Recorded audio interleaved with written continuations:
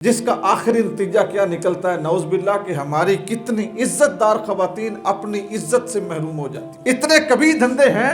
حضرت عبداللہ بن عمر رضی اللہ تعالیٰ عنہ سے پوچھا گیا، یہ حضرت عمر بن خطاب کے بیٹے ہیں، ان سے پوچھا گیا آپ ہمیں یہ ارشاد فرما دو کہ گناہ کبیرہ کون کون سے ہیں؟ ہم جب دعا کرتے ہیں تو کہتے ہیں یا اللہ صغیرہ کبیرہ گناہ معاف فرما، یعنی ایک چھوٹا گناہ اس کو گناہ صغیرہ کہتے ہیں، بڑے گناہ اس کو گناہ کبیرہ کہتے ہیں. آپ سے پوچھا گیا حضرت یہ ارشاد فرما دیجئے کہ گناہ کبیرہ کون کون سے ہیں؟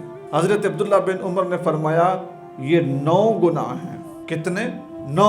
اب انہوں نے گن کے بتائے، فرمایا ان کو یاد کر لو، جو شخص ان گناہوں کا شکار ہوگا نا وہ کبیرہ گناہ کرے گا. سب سے پہلی چیز اللہ تعالیٰ کے ساتھ کسی کو شریک ٹھہرانا. اللہ تعالیٰ کے ساتھ کسی کو شریک ٹھہرانا، شرک کرنا. فرمایا یہ سب سے پہلا کبیرہ گناہ ہے. نمبر 2، کسی مومن کو، مسلمان کو جان بوجھ کے قتل کرنا. مسلمان کو، کلمہ گو کو قصداً قتل کرنا، یہ دوسرا کبیرہ گناہ ہے کہ تمہیں پتا ہے کہ میں اس کو مارنے لگا ہوں. ایک تو ہے غلطی ہو گئی، آپ ڈرائیونگ کر رہے تھے، پتہ ہی نہیں چلا حادثہ ہو گیا، یا آپ کے پاس اسلحہ تھا بس غلطی سے ٹریگر پہ ہاتھ آ گیا تو وہ چل گیا، آپ نے جان بوجھ کے نہیں کیا. اور بھی کئی صورتیں ہو سکتی ہیں. ایک ہے جان بوجھ کے قتل کرنا کسی مسلمان کو، تو جان بوجھ کے جو قتل ہے وہ کیا ہے؟ کبیرہ گناہ. تیسرے نمبر پہ فرمایا اللہ کے راستے میں جہاد ہو رہا ہو، میدان جنگ ہو، مسلمان اور کافروں کی فوجیں آمنے سامنے ہو، جان بوجھ کے میدان جنگ میں پیٹھ دکھانا، دوڑ جانا، اپنے دوستوں کا حوصلہ پست کر دینا، گھر کی جو قربت ہے یا جو گھر کا سکون ہے اس کو ترجیح دینا جنگ کے معاملات کے اوپر اور شہادت سے بھاگنا. فرمایا یہ تیسرا کبیرہ گناہ ہے. چوتھے نمبر پہ فرمایا پاک دامن عورت پہ تہمت لگانا. پاک دامن عورت پہ تہمت لگانا. اس بات کو بڑے جو ہے نا وہ تحمل سے ہمیں سوچنا سننا چاہیے کہ ہم جس وقت کوئی ہمارا بالخصوص کوئی مزدور، کوئی ملازم، کوئی کمزور بندہ وہ کوئی ایسا کام کرتا ہے نا جو ہمیں پسند نہیں آتا، تو ہماری جو اس کے اوپر تنقید ہے نا یا اس کے اوپر جو ہمارا تبصرہ ہے اس کا پہلا سٹاپ ہی اس کی ماں یا اس کی بہن ہوتی ہے. اور ہم ان کے بارے میں اتنا بڑا لفظ بول دیتے ہیں نا جس کا ہمارے پاس کوئی ثبوت نہیں ہوتا، کوئی پروف نہیں ہوتا، کوئی گواہ نہیں ہوتا، کوئی دلیل نہیں ہوتی، اور ہم کسی نہ کسی غریب، کسی نہ کسی مسکین، کسی بیوہ یا کسی پاک دامن عورت کی جو عزت ہے نا اس کو اچھال کے رکھ دیتے ہیں. چوتھے نمبر پر ارشاد فرمایا کہ پاک دامن عورت پہ تہمت لگانا ہے. میں یہاں پہ اس ضمن میں ایک حدیث آپ کو عرض کروں گا. رسول خدا صلی اللہ علیہ وآلہ وسلم کی بارگاہ میں اس ٹاپک پہ گفتگو ہو رہی تھی، پاک دامن عورت پہ تہمت لگانا. تو نبی کریم صلی اللہ علیہ وسلم نے فرمایا اے میرے صحابہ، 7 زمینیں اگر کسی شخص کے سر پہ رکھ دی جائیں نا تو اس کے لیے وہ بوجھ اٹھانا اتنا مشکل نہیں ہے جتنا کسی پاک دامن عورت پہ اگر تہمت لگا دی جائے تو اس کے دل کو جو تکلیف ہوتی ہے اس کو برداشت کرنا جتنا مشکل ہوتا ہے. اس نے جرم کیا نہیں ہے، اس نے خطا کی نہیں ہے، وہ اس گناہ میں ملوث نہیں ہے، اور آپ اس کے اوپر اتنا بڑا گناہ تھوپ رہے ہیں. چوتھے نمبر پہ اس کا ارشاد فرمایا. پھر فرمایا یتیم کا مال کھانا. یتیم کا مال کھانا، یتیم کا مال کھانے میں فیملی لوگ بھی شامل ہوتے ہیں. ایک بچہ چھوٹا ہے، باپ دنیا سے چلا گیا تو اس کے جو چاچو ہیں، جو ماموں ہیں، ظاہر ہے وہ دکان ہے، زمینداری ہے، وہ ان کے پاس ہوتی ہے، تو ان کے اوپر یہ عین فرض ہے کہ جو اس یتیم بچے کا حق ہے نا اس کو اپنے پروٹوکول میں نہ استعمال کریں بلکہ اس کو اس بچے پہ، اس بچی پہ اور اس بیوہ پہ خرچ کریں. صرف یہی چھتری ڈالے رکھنا، وہ نکے نکے جا تک چھڑ کے مر گیا من پچھو نندا اور کون آئی من اسی نندے ہوتے اینج ہو گیا جو چھتری ہوندی ہے، اور دوسرے کھاتے وہ سارا کچھ گول کرتے رہنا اور ان یتیموں کی جو داد رسی ہے نا اس کو کسی حوالے سے بھی پورا نہ کرنا، یہ ظلم ہے. اسی طرح وہ چیریٹی کے ادارے چاہے وہ گورنمنٹ کے ہوں چاہے وہ پرائیویٹ ہوں، زکوٰۃ کمیٹیاں ہوں، عشر کمیٹیاں ہوں، زکوٰۃ کے چیئرمین ہوں، یا گورنمنٹ جتنا زکوٰۃ کے پیسے کو اکٹھا کرتی ہے وہ، یا اسی طرح جو پرائیویٹ لوگ یہ کام کرتے ہیں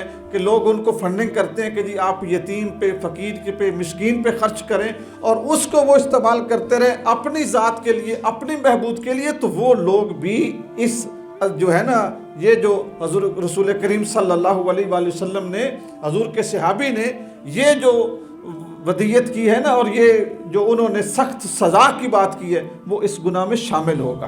फरमाया यतीम का माल खाने वाले। तो यहाँ पे ये चीज़ बतौर ख़ास, अगर यतीम के मामले में आपके पास कोई अमानत है, बिल्कुल मिन्नो अन उस अमानत को उस यतीम तक पहुँचा दें। फिर सूद खाना, ये ऐसा नशा है ना, ऐसा नशा है सूद, जो सबसे ज़्यादा अब मुसलमान मुल्कों को लग गया है, मुसलमान लोगों को लग गया है। और बदकिस्मती ये है, हमारे मुल्क में भी जो सूद की रेशो है वो 20% से आगे ऊपर, अब कुछ तो बैंक 26% सालाना दे रहे हैं। यानी आप उनको 1 करोड़ रुपया दे दें, साल के बाद आपने न मेहनत करनी है न काम करना है, उसके ऊपर आपको 26 लाख मिल जाएगा, 23 लाख मिल जाएगा, कुछ कटौती होगी और बाकी आपको मिल जाएंगे। लोग काम से भाग रहे हैं, कारोबार से भाग रहे हैं कि भाई टेंशन लेने की ज़रूरत क्या है, मुलाजम रखने की ज़रूरत क्या है, खेचल लेने की ज़रूरत क्या है, लोगों को डील करने की ज़रूरत क्या है, बैंक में रखो, सूद खाओ, पैसे मिल गए आपको। तो सूद खाने को सहाबी रसूल से जब पूछा गया कि कौन कौन से काम हैं जो गुनाह कबीरा हैं, तो उन्होंने उसमें सूद को शामिल किया। फिर फरमाया वालिदैन की नाफरमानी करना। वालिदैन की नाफरमानी से मुराद क्या है? वो तुम्हें शरीयत के अंदर रह के कोई हुक्म देते हैं कि बेटा इसको करो, तो उनको आगे से अकड़ जाना, या अगर वो ज़रूरतमंद है तो उनकी ज़रूरत को पूरा ना करना। वो कुछ जायज़ काम कहते हैं तो उनके काम के ऊपर अपने काम को तरजीह देना, उनकी इंसल्ट करना, उनकी तहकीर करना, उनका कहना बाबा जी आपको नज़र कुछ नहीं आता, आपको समझ कुछ नहीं आता, आपको सुनाई कुछ नहीं देता, आप खामखा ये मामला लेके हमारे ऊपर बैठे रहते हैं, इसकी ज़रूरत नहीं है।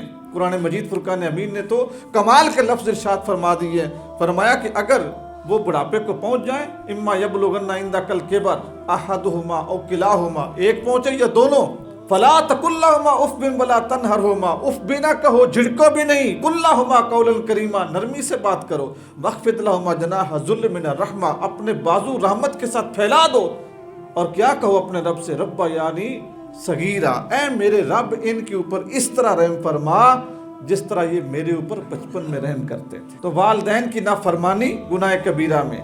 फिर आखिर में फरमाया जादू और हराम अशिया को हलाल समझना। जादू का कारोबार बिलखसूस बंगाल, हिंदुस्तान और पाकिस्तान इसका टॉप का कारोबार है।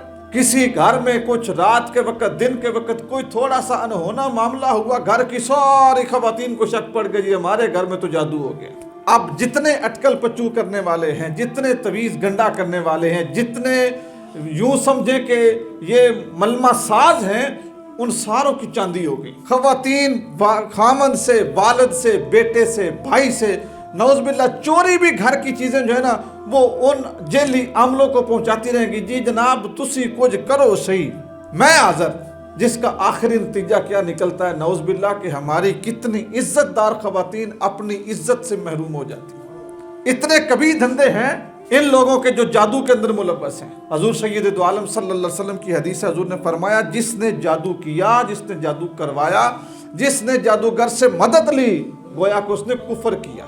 और आखिर में फरमाया हराम चीज़ों को हलाल समझना, वो चीज़ें जिनको अल्लाह ताला ने हराम किया है, चाहे अकीदे में, एतिकादात में हैं, उनको कभी अपने लिए हलाल ना समझें, अपनी ज़रूरत के लिए हलाल करते हैं ना।